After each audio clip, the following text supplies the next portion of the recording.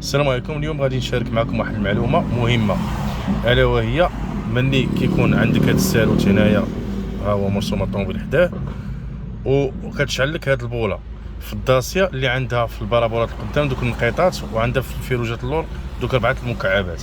المهم غير باش نشرح لكم، راه ما كاينش مشكل في الطوموبيل، ولكن غير باش نشرح لك بانه راه ملي كيشعل هذا الساروت هو الاول، شتي ها هو مرسوم في الطوموبيل، من بعد كيتبعوا هذه البوله هذه، ها هي نقرب لكم باش تشوفوها، مرسوم فيها بحال دقات القلب.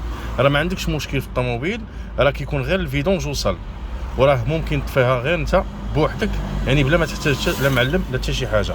انا نوريكم الطريقه. المهم كتسكت الطوموبيل بحال هكايا، ياك كتعاود تدور الساروت واحد شويه حتى كيتشعل البولات اللي عندك، وكتدور الساروت. ها هو الساروت اللي مرسومه فيه الطوموبيل بهاد البوطونه هذه اللي كنوريكم دابا، وتبقى مورك عليها. هانتوما شوفوا كتبقى مورك عليها، فوالا. ها البوله طفات لينا، شتي؟ دونك صافي العمليه سهله. كتجي عاوتاني كديماري الطوموبيله ديالك، ها البوله ما بقاتش. بارطاجيو الماكسيموم باش تفهموا هاد البوله هادي ديالاش.